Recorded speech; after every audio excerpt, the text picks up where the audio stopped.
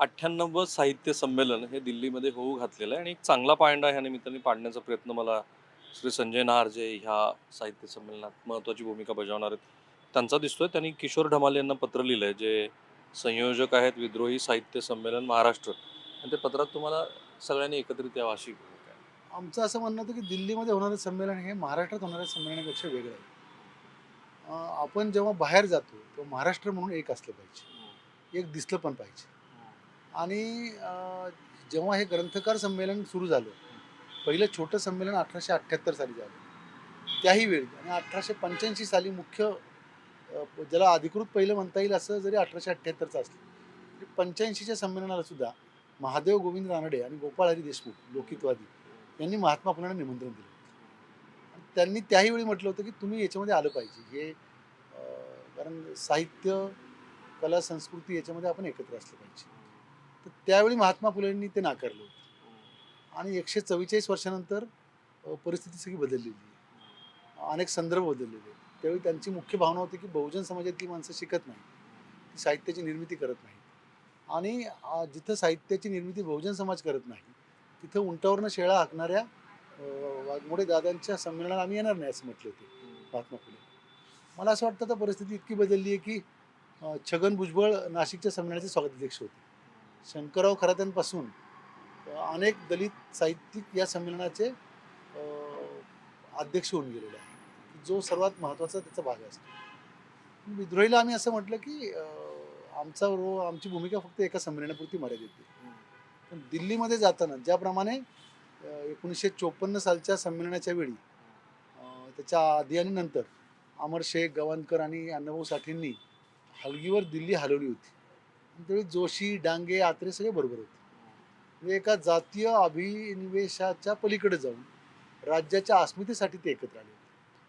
त्याप्रमाणे आत्ताची परिस्थिती महाराष्ट्रातली खराब आहे. जातीय, सामाजिक ज्या प्रकारचं वातावरण खराब आहे, त्याच्यामध्ये आपण एक आहोत हा संदेश देण्यासाठी तुम्ही बरोबर आलं पाहिजे असं आम्ही म्हणतो. पण तो फक्त जातीय संदर्भ आहे की तो ब्राह्मण ब्राह्मणेतर वादाचा जातीय, विद्रोहीचा धार्मिक जो नाही, आमचे संदर्भ सगळेच होते. नाही, पण त्यांचा मूळचा गाभा हा तो ब्राह्मण तो ब्राह्मण्यवादाचा आहे. त्यांचा ब्राह्मण्यवादाचा होता. त्यांचं म्हणणं होतं की अजून परिस्थिती बदललेली नाही. आणि आमचं म्हणणं होतं की त्याच्यापेक्षा खराब झाली परिस्थिती. म्हणजे गरज जर त्यावेळी काही असेल तर त्यापेक्षा जास्त गरज आत्ता आहे. आणि अनेक टोकाचे विचार असलेले दोन्ही बाजूंचे लोक या साहित्य संमेलनाच्या मांडवाशी जोडले गेले. या टोकाचे हिंदुत्ववादी पार अगदी भावेंपासून तर एकीकडे काँग्रेसचे असलेले गदी मांडवी, ज्यांना साधारणपणे डावं म्हटलं गेलं किंवा लिबरल म्हटलं गेलं, असे पु ल देशपांडेंपासून सावरकरांपर्यंत जे अगदी टोकाचे हे होते, नची केळकरांपासून नामदार गोखलेंपर्यंत या सर्वांचा संबंध या साहित्य संमेलनाशी आलेला आहे. म्हणजेच हा जो मांडव आहे साहित्य संमेलनाचा, तो सर्व प्रकारच्या विचारांना स्थान देतो, सन्मान देतो. हीच भावना आपण यावेळी सुरू करूया. तुम्ही त्यांना बोलावलं म्हणजे काय व्यासपीठावर फक्त बोलवायचं का त्या 3 दिवसामध्ये? व्यासपीठावर किंवा 3 दिवसाच्या ज्या घटना आहेत त्या तर साहित्य महामंडळ ठरवतं. आम्ही सहभागी व्हायला बोलवलं. आणि उद्या त्यांना असं वाटलं की एखादं संमेलन करायचं तर आपण एकत्र करू शकतो किंवा त्यांनी आमच्याकडे यावं, आम्ही त्यांच्याकडे जाऊ. याच्यामध्ये चूल वेगळी मानण्यापेक्षा आपण एकदम सगळ्या गोष्टी एक दिवसात बदलतील अशी अपेक्षा आम्हाला नाही. कारण ही शेकडो वर्षांपासूनची जी भावना आहे ती कुठल्या तरी स्वरूपात कधीतरी उफळून येते परत. पूर्वी ती ब्राह्मण ब्राह्मणेतर होती, आता मराठा ओबीसी आहे, आता हिंदू मुस्लिम आहे. या आत्ताचे सगळे संदर्भ बदललेले आहेत आणि महाराष्ट्राच्या ऐक्याला भविष्यामध्ये त्याच्यामुळे खूप नुकसान होईल अशा प्रकारचे संदर्भ आहेत. तर अशा काळात आपण अशी भूमिका घ्यावी की महाराष्ट्राच्या ऐक्यासाठी या संमेलनातून काही दिशादर्शक काम होईल का?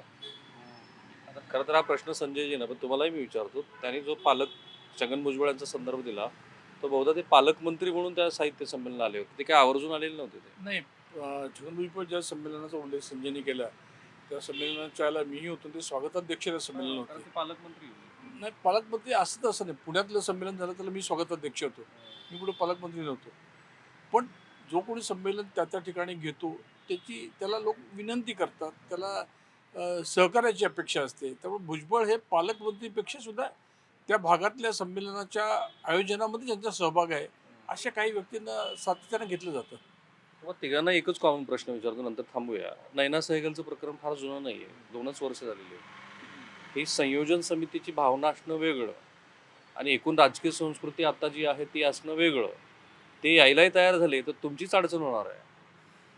नाही, अडचण होणार असं मी म्हणत नाही. म्हणजे संजयनी जे आता सांगितलं ते की सर्व तऱ्हेच्या लोकांना, सर्व विचारांना एकत्र आणणं, विशेषतः महाराष्ट्राच्या बाहेर जेव्हा जातो तर महाराष्ट्र हा एकच संघ आहे आणि सगळ्या विचारांच्या लोकांना एकत्र बांधण्याचं काम साहित्य संमेलन किंवा साहित्यातले लोक करतात.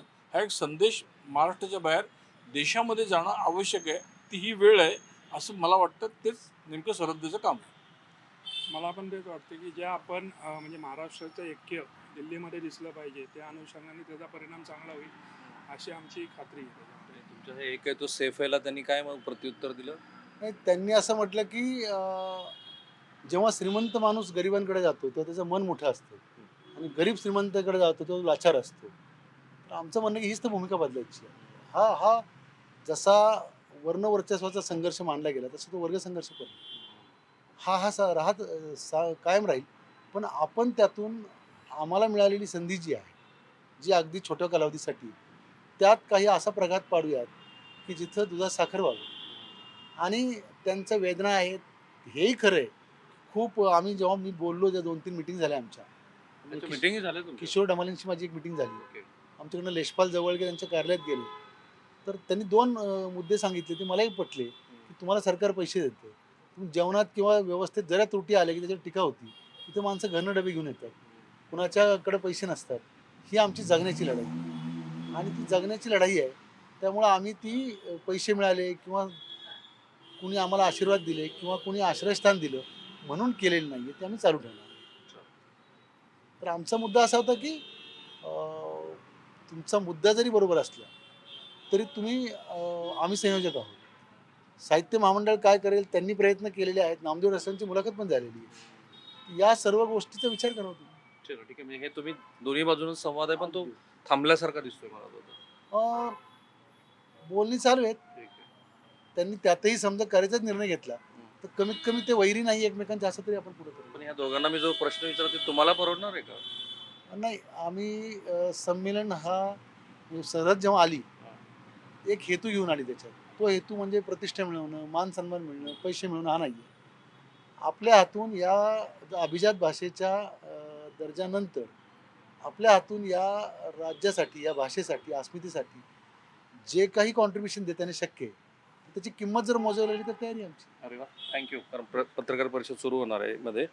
ही समन्वयवादी भूमिका आहे ती महाराष्ट्राच्या प्रेक्षकासमोर आहे. जे वाचक ह्या साहित्य व्यवहाराशी जोडले गेलेली मंडळी आहेत त्यांना ह्या भूमिकेबद्दल काय वाटतं ते तुम्ही जरूर सांगा. कॅमेरामन निकेतन मानेसह मी राहुल कुलकर्णी, NDTV मराठी, पुणे.